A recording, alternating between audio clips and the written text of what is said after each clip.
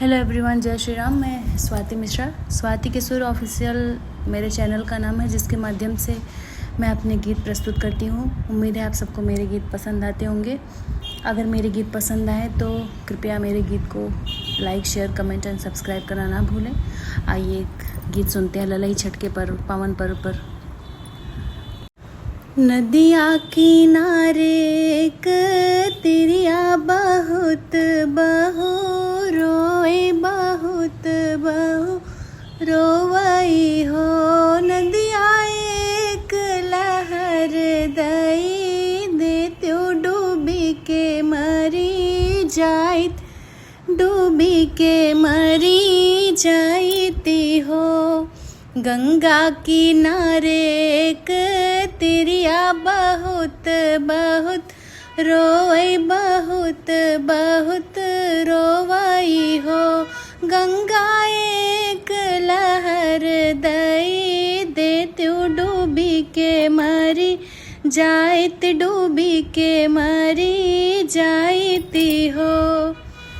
भितरा से निकलिनी गंगा मैया तेवई समझावई, तेवई के समझावई हो। तेवई सुना हो ना हमारी नी बतिया ता हम का बतावो, ता हम का बतावो हो।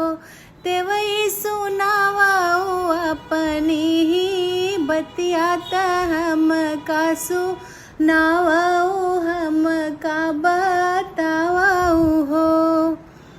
किया तोरा सास ससुर दुख किया नैहर दूर बसई, किया नैहर दूर बसई हो। तेवई किया तोरे हरि परदेस के थुआ दुख रोयू, के थुआ दुख रोयू हो। तेवई किया तोरा हरि परदेस के थुआ दुख रोयू हो।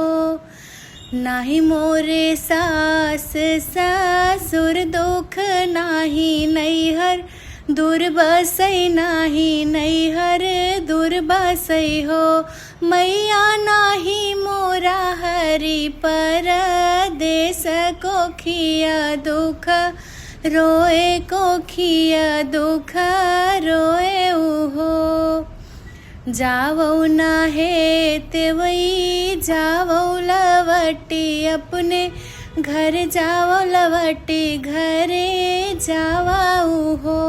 तेवई आजू के नवाए माहिनवा ललन तोहरे होई है, ननद तोहरे आई हई हो। तेवई आजू के नवाए माहिनवा ललन तोहरे होई है, तमंगल गायू हो। सठे महीनवा के बीतत नवाए के लागत, नवाए के लागत हो। बहिनी बाजे लागे अंगना बधैया, ललन घरे जन्मे, ललन घरे जन्मे नी हो। बहिनी बाजे लागे अंगना बधैया, ललन घरे जन्मे, ललन घरे जन्मे